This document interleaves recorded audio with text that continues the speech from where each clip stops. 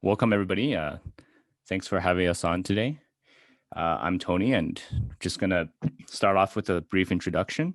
I'm an average guy who's been working in finance for the past 2 years with some trading experience on the side. I'm mostly involved in adjudication and analysis for the commercial business banking segment with the TD Bank Group that's in Canada.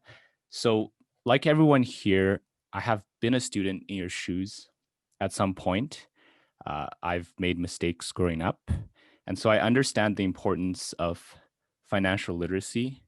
And I hope I can be relatable enough today to share some experiences that can give you some things to think about as you approach the period in your life where you'll be making some very important decisions. I have with me a very special guest today and a longtime friend, Micheal Joe. So I'll let him introduce himself and then we can get started. Tony and I go way back. So we actually went to Old Scona together and graduated. So I think some people of your Edmonton chapter from there as well. So after Old Scona, I went to university in the States, actually. So I went to the University of Pennsylvania, where I studied philosophy, politics, and economics. And I kind of was really interested during university in some of the more business related fields. So I took up some internships in the finance and private equity space. So during college, I was in kind of worked with mergers and acquisitions, private wealth management, as well as private equity. But after graduating in 2018, I was more attracted to kind of the consulting side of things, where I, helped some companies with basically optimizing their business decisions. So really staying in the business field. So I worked in the Bay Area in the US, in San Francisco, for a couple of years with MasterCard. And so hopefully I can, share some financial literacy lessons there, but kind of in their consulting branch. And then shortly before the pandemic hit, I actually went to start at Lyft, which is Uber's big competitor in rideshare. So I'm there currently as a data scientist. Like Tony, I like to do investing on the side, and hopefully I can bring some of my experiences. But Tony will be the star of the show today and guide you through your financial journey. And I'll be here to, in a very casual format, I'll just be here to inject in some comments where applicable. Let's go to the next slide here. So at this point in your life, chances are you probably have engaged in some form of discussion about personal finance, even if you don't realize it directly. There wouldn't be anything technical like if you've maxed out your TFSA contributions. I'm guessing it would be more along the lines of if so-and-so particular person was rich or flexing or bougie. I think that's the term that people use. So why are people so insecure about personal finances or the topic of money? In my opinion, and this is going to be one of the key points I'm going to share today, a vast majority of people have a poor relationship and understanding of their personal finances. I would definitely say that many millennials and Gen Zs in the 21st century especially have this problem. So there tends to be an overemphasis on short-term gratification, evident by this pervasive flex culture that we've experienced recently, and accompanied by very little consideration of the future. So if we can make it past the superficial and materialistic qualities of money in terms of wealth, we can start to appreciate just how important it is to have a healthy relationship with your finances. And this whole idea is known as financial well-being, which although most of us take this for granted, we also need to recognize that it is the foundation for all other pillars in our life, which I'm going to demonstrate. So on the next slide, let's think about how our finances tie in with our physical well-being and how it relates to money. So with regards to food, right, you have grocery expenses. And, when you're living alone, it could be anything between $100 to $400, depending on what you consume. Interesting to note is that healthier alternatives, like things that offer more nutrition, are typically more expensive. So in terms of calories, what's really interesting is that fruits and veggies are actually 200 to 500% more expensive than, your average carb per calorie if you're paying by the calorie. So clothing is pretty self-explanatory since in most parts of the world, public nudity is legal, and there's this thing called winter. You have to own at least one set of clothes, top to bottom. So with regards to shelter, we're thinking rent, mortgage, and utility expense, which, although it seems far away for you guys, it's actually closer than like you imagine. And that's going to cost anywhere between $1,000 to $4,000 a month. And lastly, access to healthcare. So in terms of, we're talking in terms of vision and dental coverage. Maybe some of you are under your parents' plan right now. And hopefully in the future, you'll be working at a company that provides good benefits, because otherwise, for most people, this is unaffordable. It could cost anywhere between $1,500 to $5,000 a year. And some families elect to just not have this coverage at all. In terms of healthcare, I know we have a very international audience, so I think Tony's speaking more from like a Canadian perspective. But yeah, like depending where you are, for example, like the U.S., that 1.5 to 5,000 could be much higher, especially if something unexpected happens. So on the next slide, we look at the link between our mental wellness and our financial well-being. So we know that a lack of security, and security is basically knowing that we will be safe and that our basic needs will be met. A lack of security would contribute to stress, anxiety, and depression. So you might be familiar with this idea of the human needs pyramid. And what that is this concept that we have to first satisfy our basic needs before the first world problems actually kick into effect. So to give a good example of this, if you don't have an emergency fund or any kind of investment portfolio, in the case of an unexpected situation like a pandemic, then millions of people would lose their source of income. And as a result, they would not be able to make rent. So I want to bring up an interesting point actually about anxiety. So the level of anxiety that you experience does not necessarily stem from the quantity of money that you have. So what I'm saying is, if you can't come to terms with your relationship with your personal finances and with money in general, and if you don't have a healthy relationship in that regard, then having more money will at some point also cause you stress and anxiety. And this is actually an area that is studied extensively by psychologists and sociologists. So on the next slide, we can see from this visual, and this isn't any reference visual. This is from my recollection of Psych 101. I think in many of the intro psych classes, they'll have this visual for you. And you'll see from this graph that actually perceived happiness peaks at a certain point, after which it steadily declines. And that point is believed to be around $70,000 a year. I think they're using US currency, but I think around the 70,000 mark would be accurate. So on the next slide, so although you won't ever be as unhappy as if you were living in poverty, the downward trend occurs due to any of the following things. So with more money, usually there's the problem of work-life balance issues. Top earners like doctors, senior executives, and some idols really have time for family or themselves. There could be a greater reliance and expectation from friends and relatives. So in other words, if you don't get, one of your aunties like a Louis Vuitton bag for Christmas, you might hear some gossip back about it. That might cause you some stress and anxiety. Or, you might find yourself with this problem of fake friends. I mean, if at this point in your life, I imagine 16 to 18 years old, if you think you have a lot of fake friends now, I think having more money and influence definitely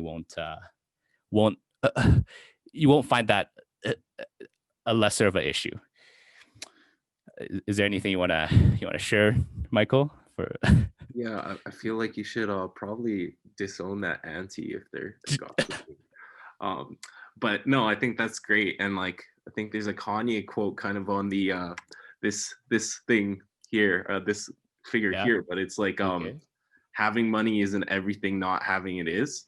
So like you can kind of see that like there's just so much, there's so much toll to your potential happiness if you're actually living in poverty, which is why like, getting to that base level is really important to your Yeah. happiness. Yeah. Absolutely. Absolutely. Okay. So let's go on to the next slide here. So now that we have seen the importance of financial well-being in our lives, with the time that we have left, we want to actually share some tips to help you guys make sure that you're ahead of the curve as you get into, the difficult challenge of living. So just a note before we dive in. First of all, this isn't going to be like financial advice. You should definitely, when you do have that income, talk to a certified financial advisor. And also, what I'm about to cover addresses the general population. So, for average people like myself, right? If you're planning to become an influencer or an entrepreneur, these tips might not be as relatable. So you'll find that the biggest advantage you have is time for all of you. Um, you will also find that in life, you always have to make choices, right? Not making a choice or inaction is actually a choice in itself. I know that sounds kind of like a paradox. So my recommendation is to get your feet in the water, and get on your feet as soon as you can, and so that when the time comes, you'll have more doors open to you, and you'll save yourself a lot of time. Okay, so let's go on to the next slide. So, for those of you that don't already have a relationship with a financial institution, I would say start an account as early as possible. There are more options open to you nowadays with the emergence of this thing called fintech. So, you could even sign up online with these branchless banks. But I would still recommend going the traditional route with the flagship banks wherever you're located, because generally I find that they have better infrastructure, they have more support, and they have a wider range of services that you may need down the line. So, for example, business banking, like if you become a business person, some branchless platforms might not have that option, and obviously you also need mortgage and auto financing at some point for the most of us, right? So it's always a good idea to keep all your finances consolidated and under control. So you want to keep everything together. You don't want to have multiple things, especially credit cards all over the place. Uh, so once you get a checking or savings account opened, you should apply for a credit card, because this is the easiest way for young people to start building a credit score. Make sure that this credit card is registered in your name, because swiping mom and dad's credit card doesn't help build you any rep.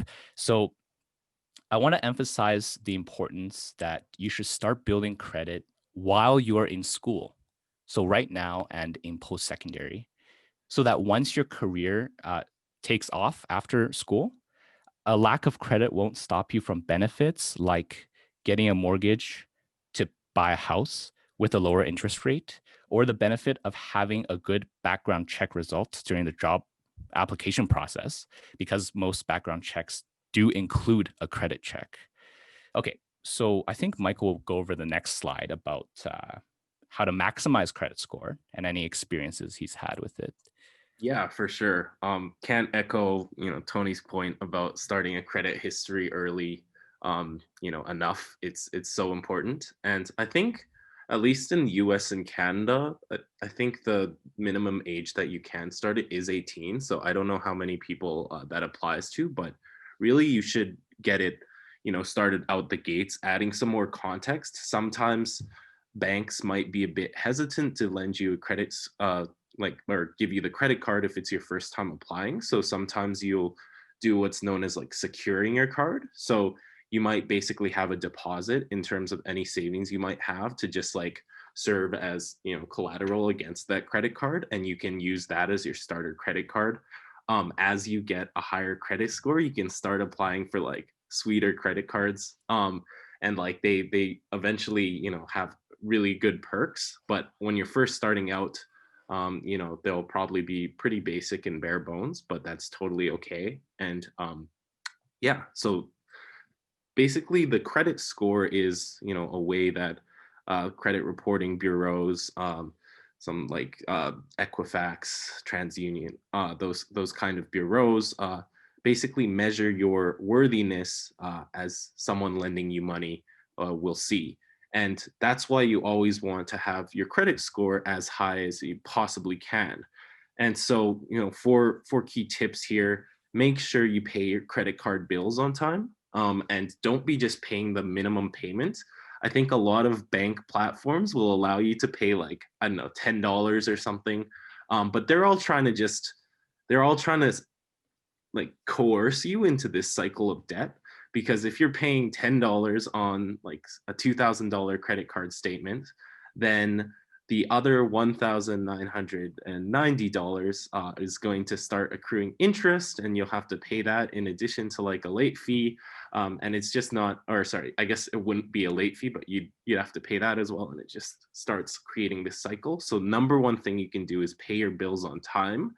I'd recommend, if you are worried about paying your bills, you should be setting a limit on how much like you spend on your credit card. And you can set this either like in your mental bank, or like the banks can also allow you to set yourself a limit so that you can make sure that you can pay these off. So setting something reasonable, oftentimes a lot lower than your credit limit. And then, yeah, keep the credit utilization rate low. Here it says like around like less than 30%, but it's just kind of, it's more of an art than like a specific thing. But just make sure you're not like hitting your limit. Sometimes these banks are just going to give you a really high limit that's even beyond your range of what you're able to pay. And then if you keep on getting really close to that utilization ratio, then you're going to have a tough time paying that down. You might only be able to make minimum payments, etc. So yeah, just keep it low. Start early. So one of the big things that a lot of the places have free reports where you can check your credit scores, at least in the US, like Bank of America and Chase have that. So what you can find is oftentimes one of the largest things that making your score, fair or just good or poor or something, is just that you don't have enough length on file. So I think you start getting like bonus kudo points, or whatever you'd call it, at 5 years in the US. So anytime after 5 years, you can already start getting more competitive credit cards and have a better credit history. So that's another big push to start as soon as you're 18. And then finally, you want to limit hard checks. So hard checks are basically, when you have a really late payment, you didn't pay some medical bills or something, and basically the creditor to you is going to perform a hard check or inquiry on your line of credit, or on your credit score. And what that basically means is that they are looking into something that's like maybe is slightly off or something wrong. It doesn't always have to be wrong. So like sometimes I think just getting like a new rental application or something, that might fall under hard check, but it could also fall under a soft check, which I'll explain soon. But hard checks are usually something that you don't want, because each time you have a hard check, it actually negatively impacts your score by a substantial amount, as opposed to soft checks. So soft checks are like when you order, when you order a copy of your credit report, or when you like close out a credit card or something. So it's basically like really small fluctuations, usually probably in a negative direction, but you shouldn't like sweat the details. If you need to close out a credit card because you want to start a new one, you can. Those will be soft checks, and those will kind of just have a smaller impact, but you definitely want to be limiting these hard checks. And once you're in that good to excellent rate, then you can have all these benefits that Tony was talking about earlier, and get some really cool benefits on your card. Yeah, yeah. So, like the most, just if there's one takeaway from this credit card section, make sure you start your credit history early. And the most important out of the four is to pay your bills on time. Okay, so make sure you pay your bills on time. Use credit as a financial tool and not as a way to fund, like, to go on a like shopping spree or whatever. right? Okay, so thanks for the insights. So next, I want to focus on 3 smart decisions, which, despite being kind of common sense, many of us forget frequently. Okay, so first of all, it should be pretty obvious that luxury items are intended to target people with a lot of disposable income. I'm thinking like net worth of greater than $1 million. So I personally knew people in university who would be head to toe with like Gucci, right? When they would work like a minimum wage job on the side, or even worse, some people use their student loan money to buy these things. So while I personally agree with spending more to ensure quality of your products, keep in mind when you go shopping that price is what you pay and value is what you get. Oh my gosh, my Zoom meeting's glitching out. Okay. So as you guys hit your adolescence and the, kind of like the single are ready to mingle, I would recommend steering away from using money as a means of winning affection. Especially again, if you don't have the means. So what I'm saying is, if you get into a relationship, you're early on in the relationship, you don't have to buy your significant other like AirPods for their birthday and get a Canada Goose for Christmas. It's not good for your own financial health. And in the unlucky event that you do get played, it'll just hurt more. so so lastly, once you start working after school, I would ask that you really think twice before putting your first year salary into a brand new BMW or Mercedes Benz. Okay. I know a lot of people, once they get their first year salary, they're like, I'm going to buy a new car. So, I mean, I'm sure everybody's aware of like the depreciation effects of vehicles and that they're generally like for an individual considered liabilities right off the bat. You got thousands of dollars of maintenance costs, and the depreciation value, like the value of depreciation is going to be quite high. So unless you're somebody that enjoys basically burning thousands of dollars a year, you should really put some thought into your first vehicle. Okay, so in the next slide, in the interest of time, I'm going to just quickly go over some advanced topics surrounding investing, and then we can so we can get on to the next presentation. So why do we want to invest early? It mainly boils down to the power of compound interest. This is going to be touched on a lot later on by our other speakers as well. So it's the idea that your money grows at an almost exponential fashion because of the effect of earning interest upon the interest that you earned over time. So there's also another benefit, as you can see on the slide. So investing also, in some cases, shelters us and shelters our hard-earned money from the effects of inflation. Inflation, depending on where you are in the world, but in North America, I think it's annualized at around 2% a year. But as you all know, this year with COVID-19, the governments have been, printing money like monopoly. And, there's tons of other factors, including GDP and like tons of other economic factors that could change the value of your money. So one thing I want you to think about is, and maybe, you can even talk to your parents about this, for some parents that just like to stash it away in a savings account, inaction with your finances, like not doing anything and keeping cash as cash, in my opinion, that's not utilizing your assets to their full potential. But not doing anything, like not making money with your capital, is losing money. Albert Einstein said, like, one of his quotes was that the most powerful force in the universe is compound interest. I'm sure somebody will touch on this later. And then we can take a look at exactly what he means with some of the following charts I'm going to show you here. It's taken from a very popular video from one of my favorite investors, Bill Ackman. And I encourage everyone to check it out. If you have the time, I want to learn more about finance. Okay, so in the next slide. So in this first example, we're assuming that you're able to attain a 10% return annually. And the other assumption is that at year 0, you put $10,000 down and you invest it, and you don't invest another penny. Okay, that's the assumption. So at year 43, as you can see, circled on the bottom right, that $10,000 will turn to about $600,000. Okay. And another thing I want to highlight is in the yellow, let's say you did not start investing early. Like some people completely they don't invest, or they procrastinate, right? Like everybody procrastinates. They definitely procrastinate with investing. So you don't start early and you only have 25 years to grow your money. Then then you only get a fraction of that 600,000. At year 25, you only have $100,000. And if you were looking to retire, like maybe that's not enough, right?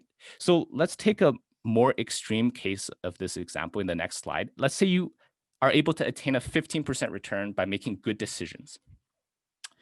By year 43, then you would have over $4 million if you didn't invest another penny, just $10,000, right? So the idea is, I'm sure everybody here wants to, attain some kind of wealth. Attaining wealth, I find, is not about, like, for a lot of us, we might misunderstand, but it's all about having good control of your finances and making good decisions. Okay. Another thing before, like, we go on to our last slide is, I want to say that when you go into investing, please, like, if you want consistent returns, you should not be chasing these new IPO or penny stock companies, right? Like, if you want to make sure you do your quants, you want to make sure you do your analysis if you're actually investing in anything with risk. And it's as important to mitigate, like, or avoid risk as it is at, securing returns, because there's people who want to go for 500% returns every year. That's, in my opinion, that's not sustainable. That's not realistic. And people who say they know for sure they can get 500% or more returns every year, I just, doubt, I doubt that. So on the next slide, I think maybe Michael can talk about some of these vehicles just briefly, because Yeah. Give me the time. I think the key thing from what Tony just said is, like, if you want to limit your risk, you need to diversify. And this is just like a schematic of, like, a way that you could diversify. Obviously, you can have, like, a very small rainy day, fund for keeping in your savings account, just to make sure, you have something if an emergency comes up. But then you can invest in different investment vehicles, whether they be stocks, bonds, more advanced financial derivatives like options, mutual funds, or ETFs, which I think are a great option. Mutual funds or ETFs are a great option for beginning investors if you just want to have your money kind of work for you, and not have to make too many decisions. So that's also a good way to keep a diversified portfolio. Later in your life, you might have some more like different asset classes like cryptocurrency, real estate, land, etc. But yeah, I think that definitely just having a good mixture and having a different risk profile, which will obviously change throughout your life, is where you should be putting your money. And I think the key thing is, like, out of any paycheck that you get, out of anything that you get, you want to pay yourself first, which is interesting. You, like, consider yourself as a third person and pay yourself money. So, like, pay yourself a portion of your paycheck for anything that you need to do, all of those basic needs, as Tony was saying, any sort of items that you want to buy, and everything else should be going into these accounts. Yeah, absolutely. And I think that's it for our presentation. Money isn't everything, again. So don't, like, obviously don't, like, cheap out, or, like, don't, like, cheap out on, like, your significant other or anybody you love. So money isn't everything, but it is important to have a good relationship with it. All right. Thanks, guys. Thank you to Tony and Michael for presenting, and we'll turn it over to Anmol for our second presentation.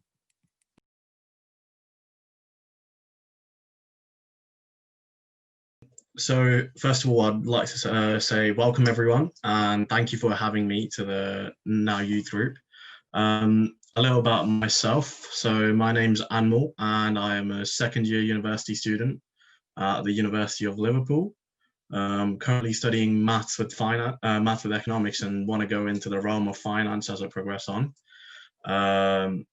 I've put my LinkedIn link in this corner, so if anyone would like to contact me after this, feel free to do so. If you have any questions, if you want to learn anything further, if there's anything you want to ask me about, feel free to just drop me a message. But yeah, let's get started. So I want to talk to you guys about the introduction to finance, and basically taking charge of your finance, and why investing is such an integral part, or should be an integral part of someone's life.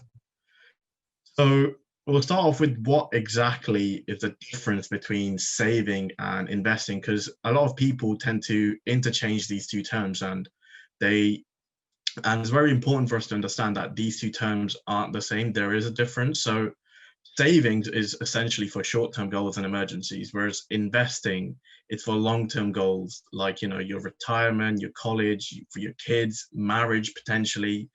That sort of stuff would involve investing.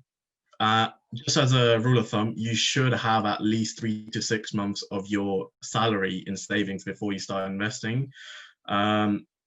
And as the guys previously, Micheal and Tony mentioned, you should start as soon as you can. I started working and I started putting money in when I was 16.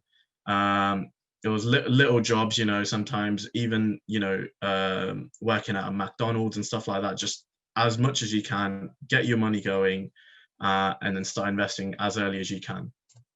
So what exactly is investing? So investing essentially is the purchase of assets with a goal of increasing your future income. And it basically focuses on wealth accumulation and appropriating your long-term goals. It comes with a rate of return. So what rate of return essentially means is the money you earn from your investments. So the rate of return is the total return on your investment as a percentage of your money invested. So if I were to, invest £1,000 and get £100 back, my rate of return would be 10%. So the formula for this is your total return, that amount that you get, divided by the amount of money you've invested. So that's essentially your rate of return. So here's just a question for you guys to try. So if Derek were to invest $900, when he withdraws the money out, the total investment, the gain he gets from that in total is $1,050. What would his return be? So people can do this with me, or I can do it just now as well. But yeah, so the way we just saw on the last slide, we got 150 divided by 900, and it will give us 0.167. So your return would be 16.7%, which is seen as a very, very high return. Usually you wouldn't see returns of higher than, I'd probably say around 10 to 15% is seen as average return. So 16.7% would really be considered as a good return in the market. So the power of compounding. So what the power of compounding can show us here via an example. So if I were to invest the same £10,000 with the same rate of return that Derek got in the previous example for next 30 years, this is the amount I would get. So let's say you guys right now are, I've been told, between 16 to 18. So so you're 17, you literally just put £10,000 away. You do not put a single penny into it after that. 30 years from now, when you're 47, when your kids are going to college, stuff like that, you'll have $1 million right there. And that can save them from, your crippling debt that the university is putting on us nowadays. And just a few more numbers to throw it out there and, get your imagination boiling up a little bit. If you were to do that same thing with 100,000 or maybe even 200,000 pounds after, you've worked till you're, 40, let's say, that would equate to over 200 million. So, why are we creating this wealth? So we want to do this for our families, our kids, and maybe our grandkids. So with that amount of 200 millions, that's at least the next 4 or 5 generations that will be sufficed. They wouldn't need to work after that. So yeah. However, it all seems sunshine and rainbows, but there is a massive risk attached to it. And the higher your potential return increases, the more risk there is. So as Micheal touched up about it, the guys talking about getting 500% returns, that is very, very unsustainable and is very risky. Usually that sort of stuff comes from when you are trading with options, and options are very risky. You may, see these YouTube gurus who will say, oh, I went from, £1,000 to 100,000 in a year, but they won't tell you how there's been cases of people going from 100,000 to a negative 300,000. So it's stupendously risky. And I would say when you're seeing these stupidly high potential returns, make sure you do your due diligence, make sure you're researching, make sure you're not jumping into it.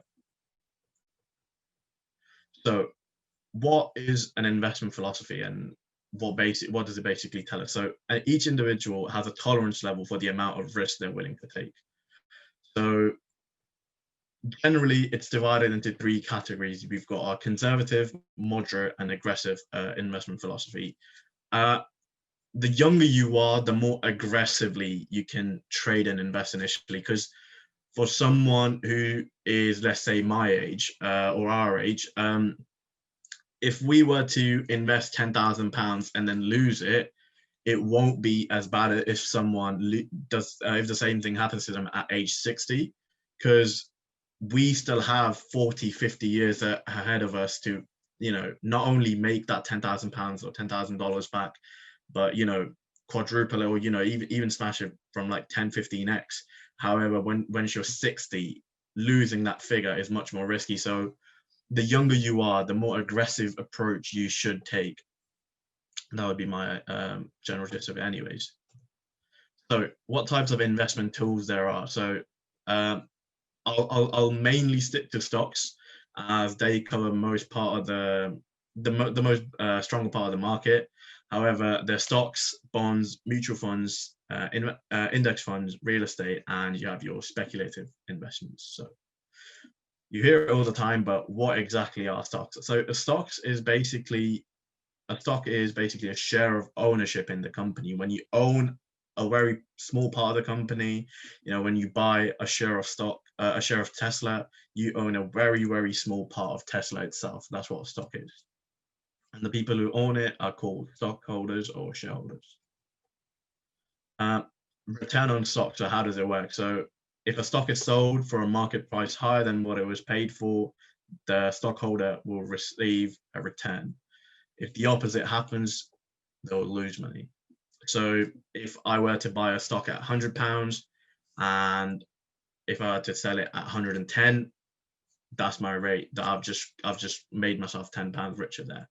A small fact for you right here. So if you bought $1,000 of Apple shares in 2002, doing nothing to it, just holding on to those for the next 18 years now, well, 19 now, that would be worth over 130 grand.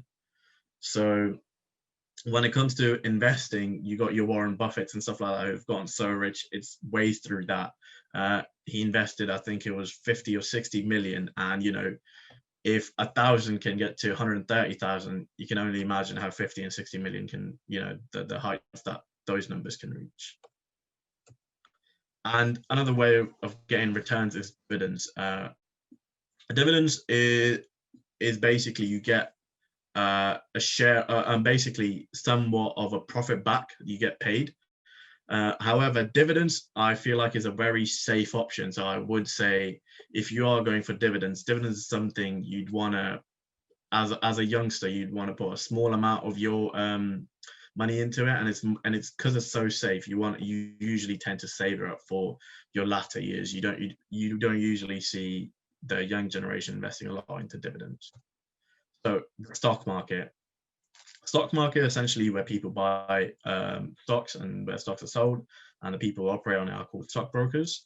The main markets that we know of are the New York Stock Exchange, the NASDAQ, and the London Stock Exchange. So there obviously are more. There's Beijing, there's the Bombay, but these three are the key stock exchanges that most of the money fluctuates between.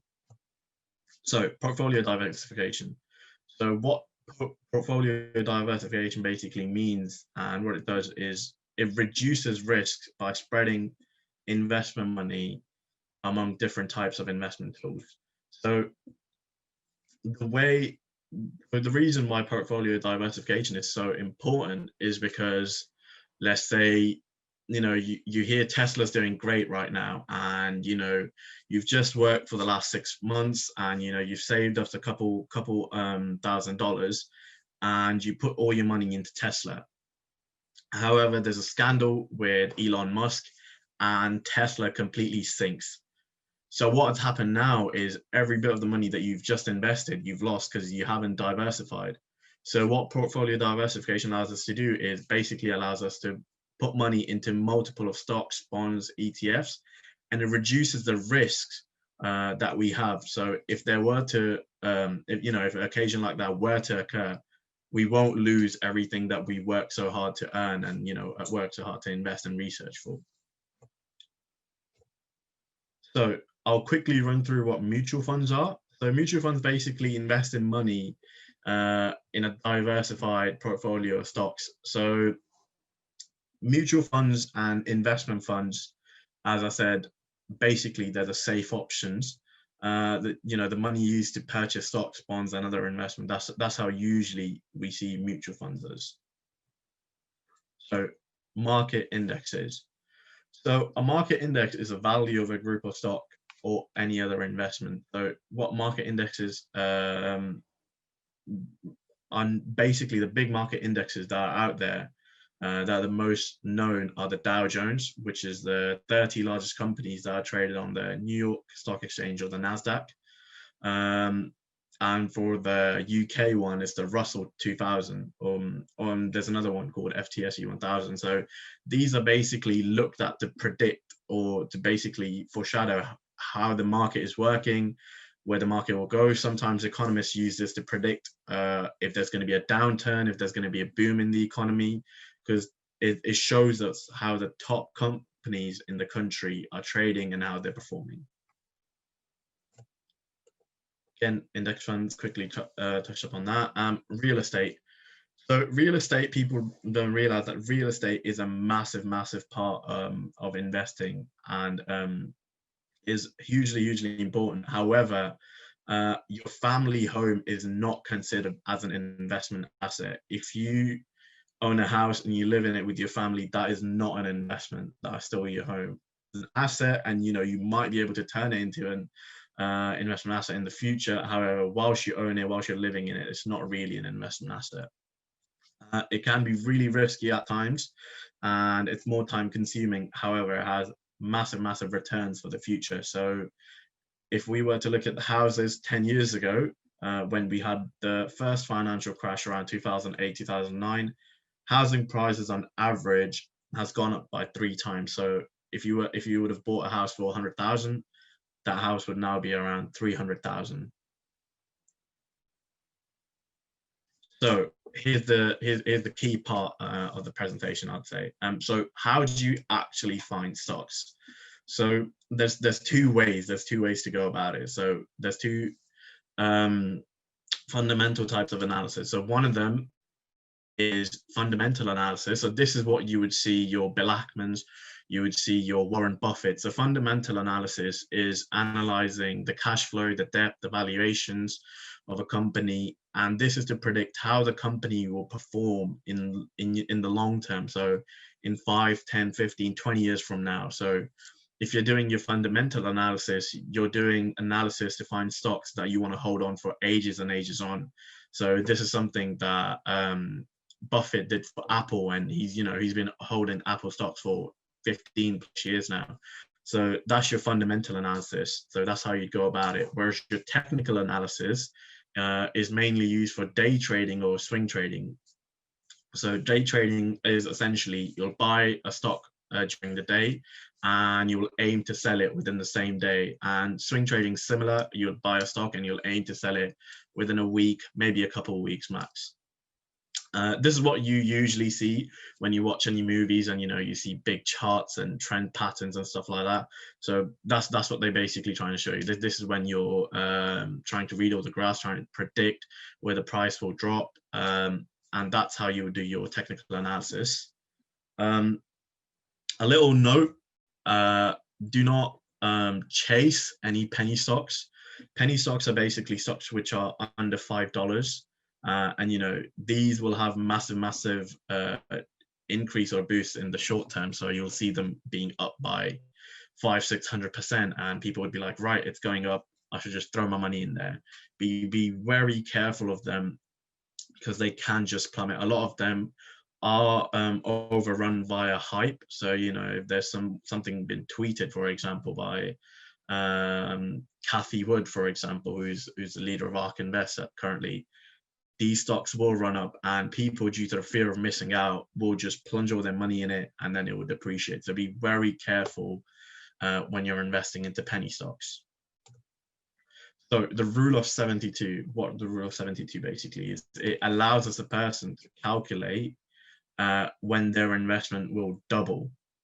So it's a very easy mathematical calculation, which was founded by, or credited to, Albert Einstein. And it's a very simple calculation. It tells us 72 divided by the interest will give you the number of years it will take you to double your investment. So another little example for us. So if Jessica has $2,200 on her credit card with 18% interest, how long will it take her to double that? So, you know, 2,200, 18% interest, 72 divided by 18. So in 4 years, she would have $4,400, which is, I think, is a great return, to be honest. Right. So to conclude, why do I think personal finance and investing is so important? So as I said in the start, it helps greatly with planning and setting goals.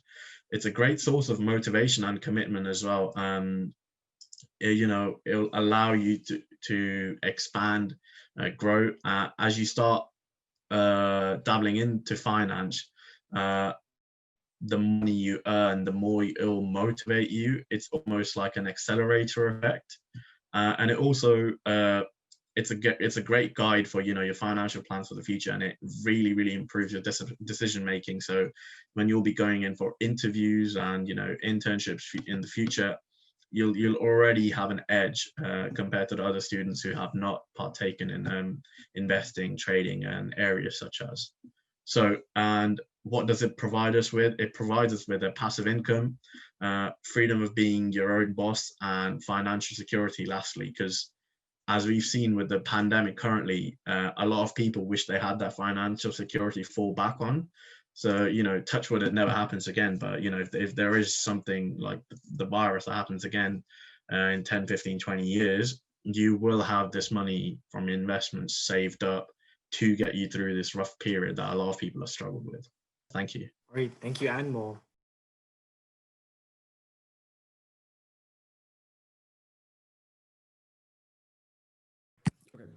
So my presentation is just going to be about understanding the wealth mindset, right? Like the average person can become a millionaire. The average person can become financially free, but it's all about getting into the right mindset and the way that you view money, the way that you view your expenses and everything, the way that you spend and how you decide where to allocate your money. That's all going to be coming into the whole idea of wealth mindset. So we're going to start off with a quote from Warren Buffett, which says that if you don't find a way to make money while you sleep, you will work until you die.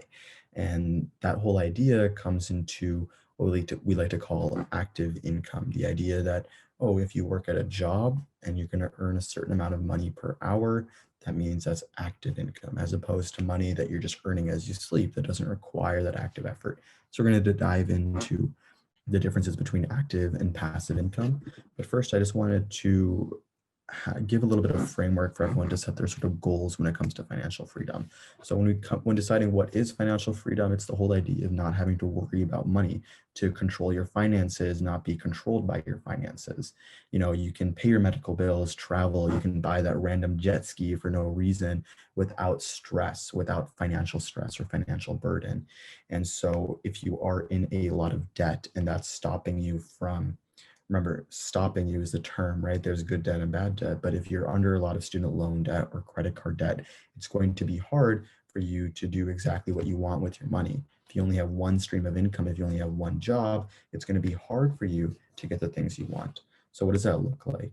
So the downfalls of active income. So for example, let's say you earn $30 an hour, which is awesome. There are That is a very high rate, in the US and all around the world. But if you're earning $30 an hour, I can tell you exactly how much you're earning every single week. If you work 40 hours per week, that's $1,200 and then $4,800 a month, which is awesome. But what happens if you get laid off due to coronavirus, or if there's a medical emergency that you have to attend to, and then suddenly you have to pay those bills, or if you're just tired of your job? And so you're putting all of your eggs into this basket of active income, the idea that you need to work and exchange your time for money. And then that determines your spending habits. So let's say that you wanted to buy this $300 bike. That's going to require, if you're at $30 an hour, 10 hours of work. You're going to have to work 10 hours in order to get this bike. But you have to remember there are other expenses, right? You have food, we have rent, we have just doing things with our family, eating out, like whatever it is. And so this $300 bike becomes, oh yeah, I can afford this $300 bike in a month and a half. That's when I can finally get it. Or what happens if it's a $3,000 expense? Where are you going to get this money from if all you're doing is exchanging your time for money? And we're always going to want more things, right? Like it's not like we can suddenly say, of course, there are people who can say like, I am content with where I am right now. And that's really important, but you're always going to want more. There's always this desire to expand, right? To provide more for your family, to just get more things. I'm sure that everyone can understand that feeling. And so it all comes back down to the quote that if you don't find a way to make money while you sleep, you will work until you die. So again, now we have to make that shift in our mindset. Oh, we cannot only have one source of income. That will not cut it. If you only have one source of income, all your money is coming from one place. And if that's active income, it's going to be really difficult for you to get money unless you're actively working. And if you stop working, you get off the hamster wheel, then all the money's going to stop coming too. So we have to make our shift into passive income, which is income that's generated through little or no daily effort. This is opposed to the active income of jobs, but passive income takes a little bit more time to build up. You can walk into a grocery store and get a job and earn $12 an hour, but passive income might take a little while before you even see a penny. But we have to remember the idea of delayed gratification, that if you work today, that eventually you will see the results, and those results will be really promising. If you had a midterm exam as opposed to just a quiz, you're going to be studying up until that midterm, and then you're going to have that gratification of doing well, as opposed to that quiz, which you get that short-term gratification.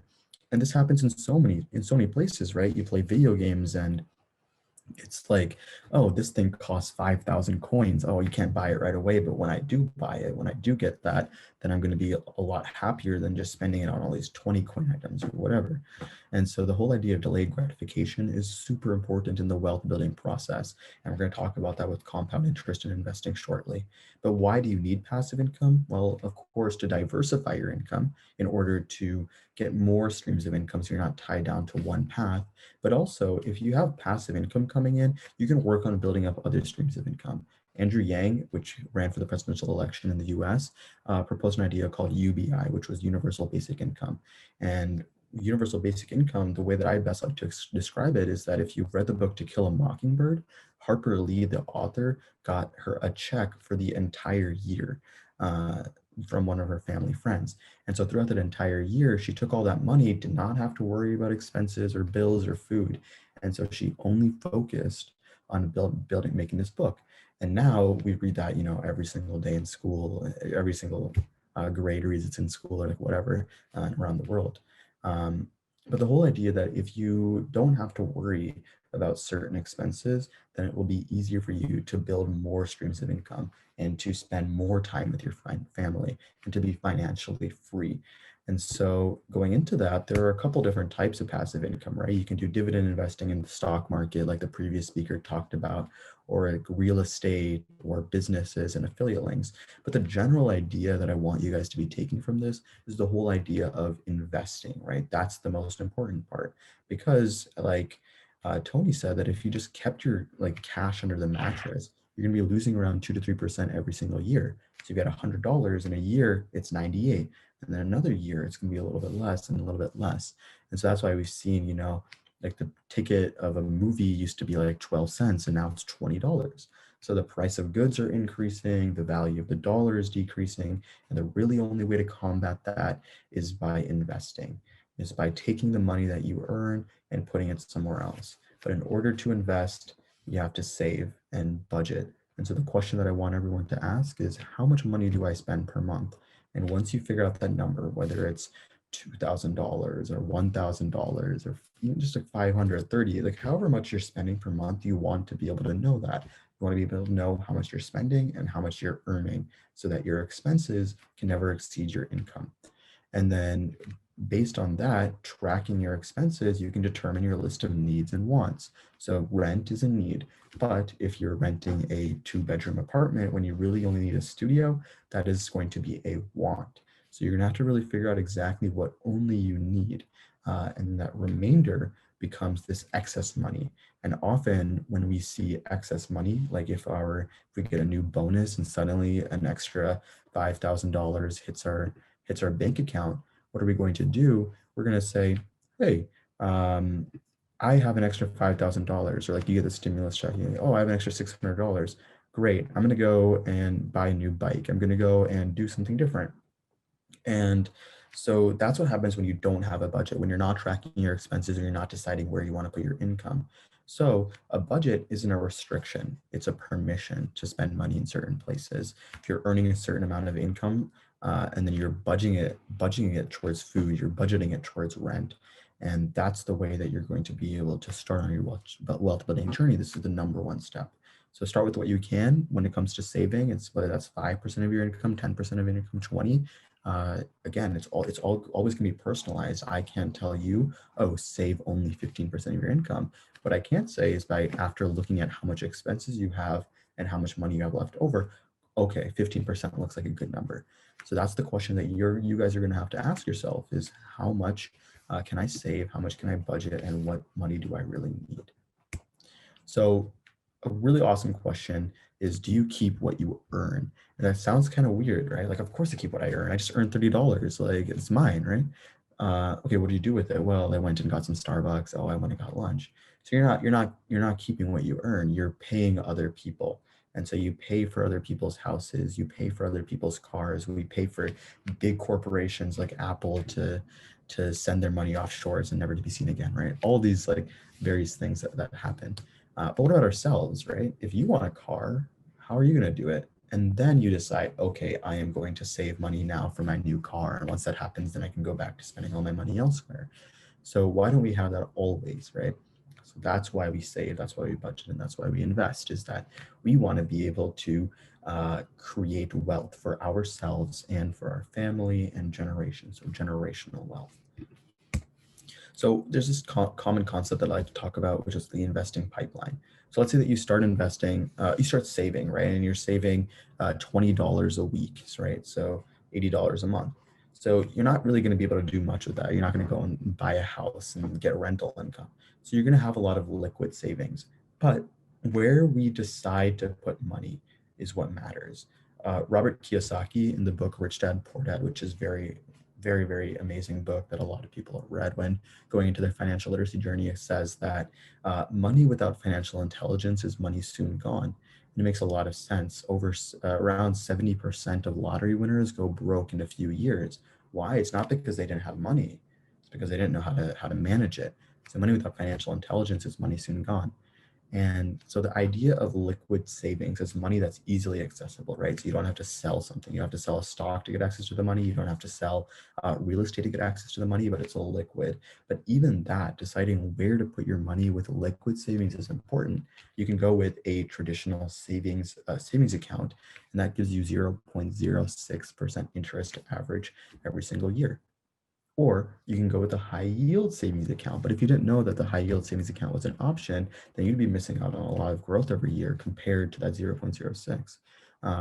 High yield savings accounts tend to be 18 times higher than the national average. And so you can go and find a high yield savings account. Or if you knew that price linked accounts exist, which are basically that for every dollar that you have with that bank, they give you $1 in a lottery ticket per day. Not for an internal lottery that's generated from the bank's interest. And so these liquid savings that we have, there's so many different ways that we can do that.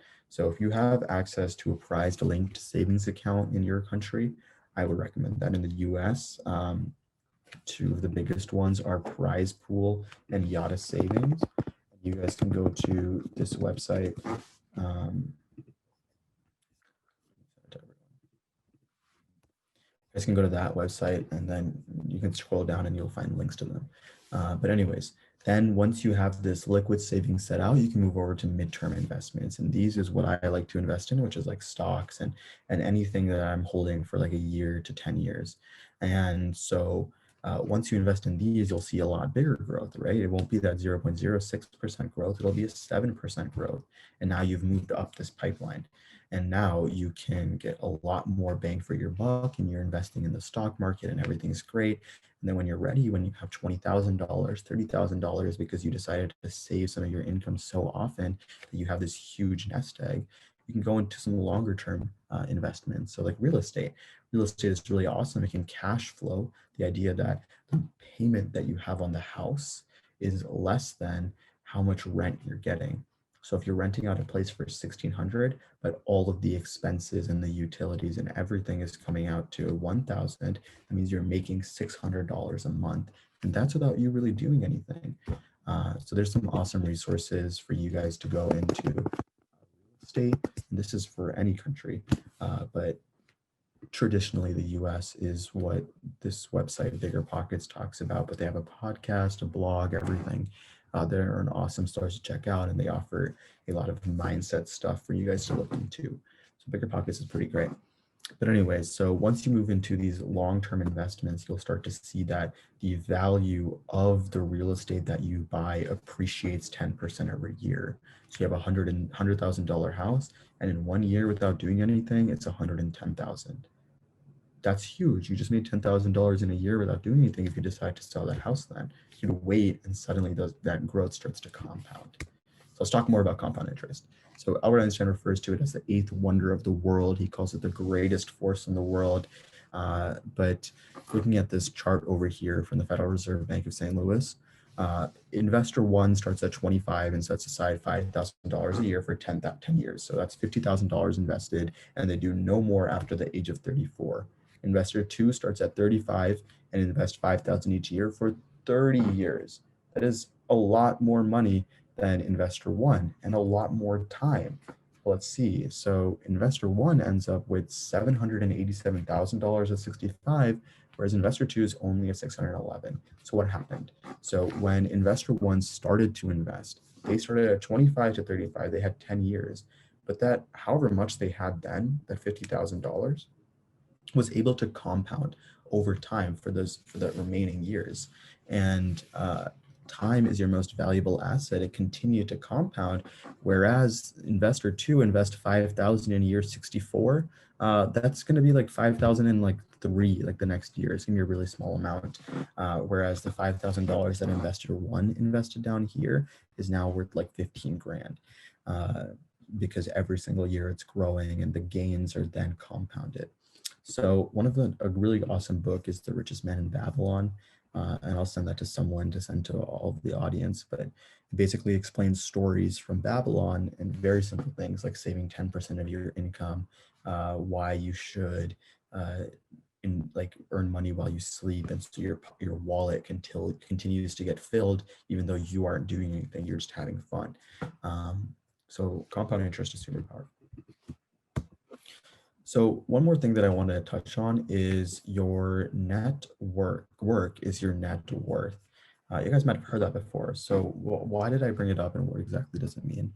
So the first thing I wanted to say is that not everything when it comes to your net worth is financial. You can generate value, and this is especially true for young people, and generate wealth socially. It's called social capital. So let's say that I met Tim, Michael, and Tony today, and all of you guys today, and I, chat with them, and I have a follow-up call, like whatever, and I that's social capital. I know them; they are a connection of mine. So now let's say that I meet somebody else. For example, there are a couple people on here, Grace, Sarah, whoever, and I I meet them and they're like, oh, I'm really looking for someone who has access to a global network.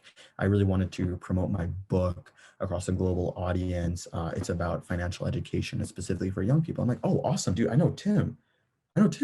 Like, let me connect you guys. And so I'm like, Tim, like, hey, Grace over here wanted to promote her book and was wondering if she can access your network. And Tim's like, oh yeah, totally. Like connect us. And I'm like, okay, would you like to be connected over email or what? Always asking is the important part. You don't just throw two people together and just hope for the best, right? But ask, and consent is super important when it comes to networking.